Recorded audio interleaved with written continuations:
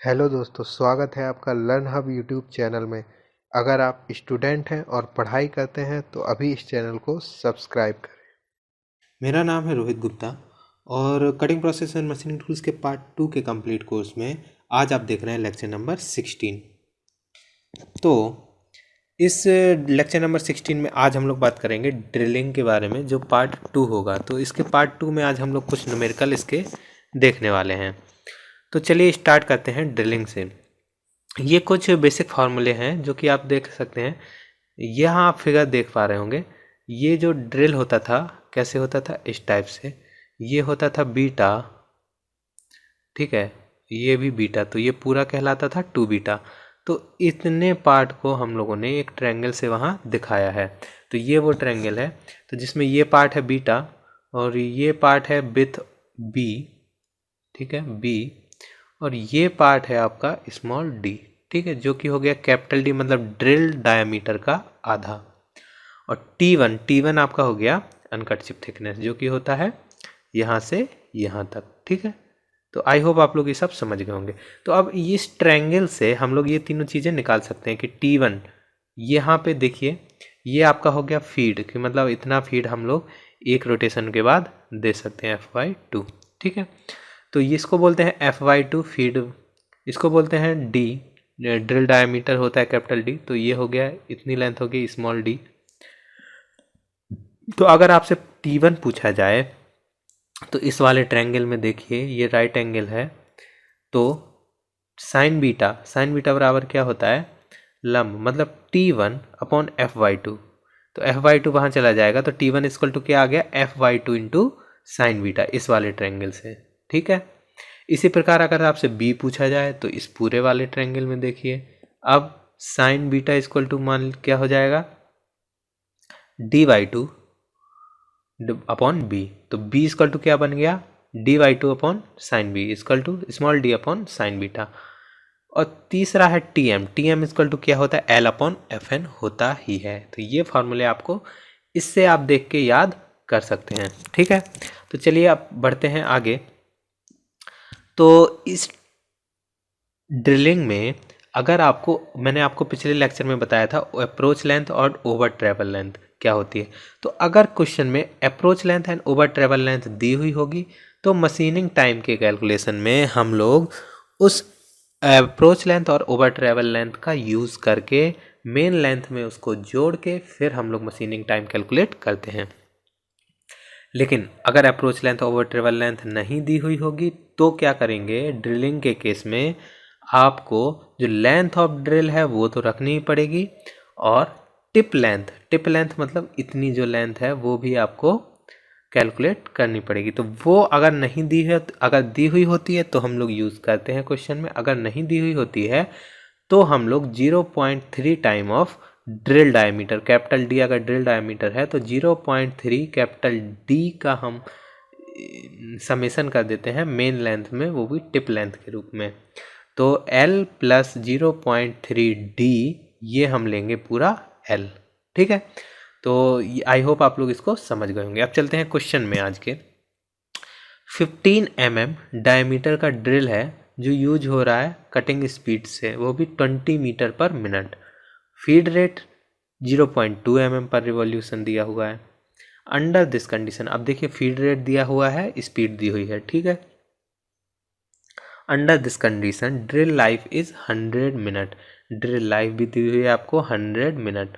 तो drill length of each hole is 45 mm and time taken for idle is 20 seconds, then the tool changing time is 300 seconds, calculate the number of hole produced one drill. बहुत अच्छा question है, इसको पहले अच्छे से समझते हैं फिर इसको हम लोग सॉल्व करेंगे।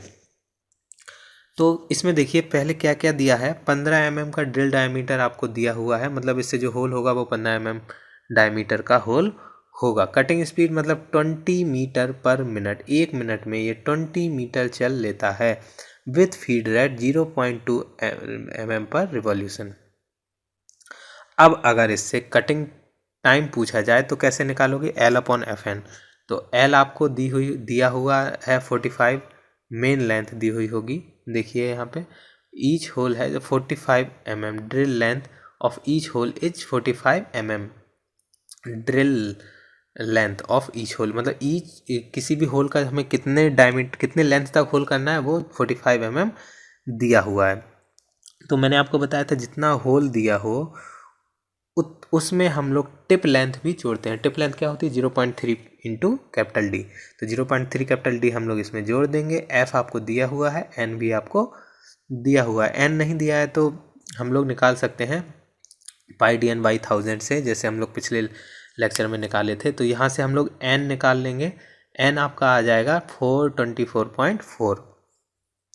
अब आपका टी एम यहाँ से अगर एन आ गया तो एन हम यहाँ रख के टी एम निकाल सकते हैं। मतलब एक होल बनाने के लिए जो टाइम लगा वो 0.5831 लगा।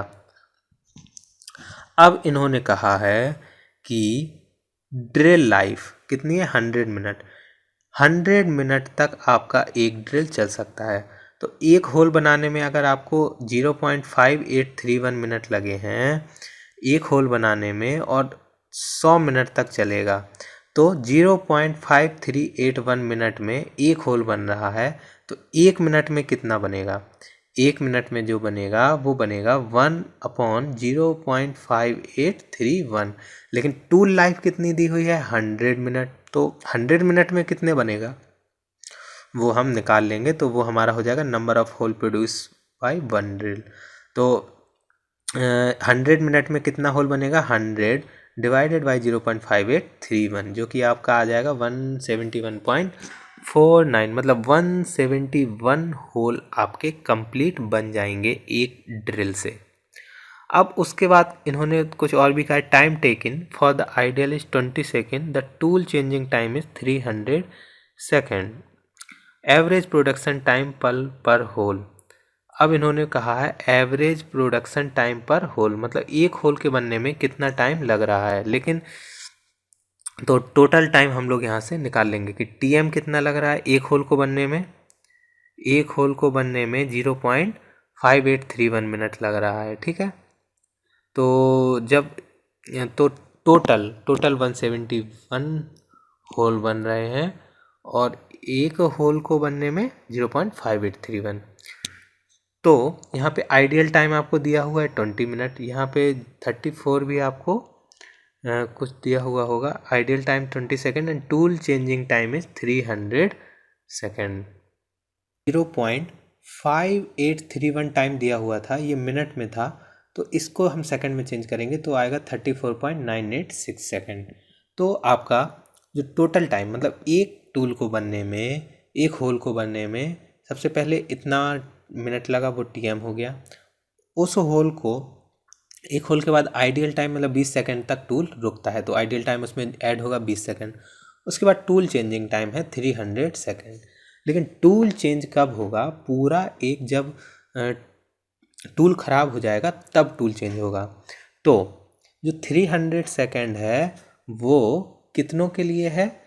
जितना हमारा होल प्रोड्यूस हो रहा है टोटल, तो उसके लिए। तो या तो अगर 300 तो एक टूल लाइफ में कितना होल प्रोड्यूस हो रहा था 171.49। तो अगर 171.49 होल्स के बाद 300 सेकेंड और लग रहे हैं तो एक होल में कितना बनेगा? एक होल में कितना लगेगा 171 divided by into 300 divided by 171 मतलब 171 होल्स के बाद 300 सेकेंड और लग रहे हैं तो एक होल में 300 बाई 171 लगेगा। तो वही इन्होंने किया है। तो टोटल टाइम क्या हो जाएगा एक होल को बनने में टीएम प्लस टीआई मतलब मशीनिंग टाइम जो कि हो जाएगा 34.9 सेकेंड जो कि था 0.5831 मिनट प्लस टीआई मतलब आइडियल टाइम जो कि है 20 सेकेंड और टीएम अपॉन टी ये हो जाएंगे 1 अपॉन इसको बोलते हैं टी अपॉन टी एम क्या होता है? Number of holes produce from one tool. तो T upon T M upon T क्या हो जाएगा? जितने मतलब 1 अपॉन जितना टूल प्रोड्यूस हुआ है जो कि है 171। तो टी एम कितना है 34.9 और टी कितना है टूल लाइफ जो कि है दिया हुआ है आपको 100 मिनट। 100 मिनट को आप 60 से मल्टीप्लाई करेंगे क्योंकि सेकंड में देना है तो 6000 सेकंड हो जाएगा इंटू 300 TC हो गया। तो ये जब पूरा कैलकुलेट करेंगे तो एक होल को बनने में 56.7 सेकंड लग रहे हैं। एक्चुअल में काम जितना हो रहा है मशीनिंग टाइम वो है 0.5 मतलब 34.986 मिनट ही, लेकिन उसके बाद आइडियल टाइम और टूल चेंजिंग टाइम को जोड़ने के बाद एक हुल को बनने में एवरेज 56.7 सेकंड लग जा रहे हैं। तो यही आपको कैलकुलेट करना था। तो आई होप आप लोगों को ये समझ में आ गया होगा। तो अगर इसमें कोई भी प्रॉब्लम हो तो आप मुझे कमेंट करके बता सकते हैं, और इस वीडियो को लाइक कीजिए, शेयर कीजिए, और मिलते हैं नेक्स्ट लेक्चर में। Thank you.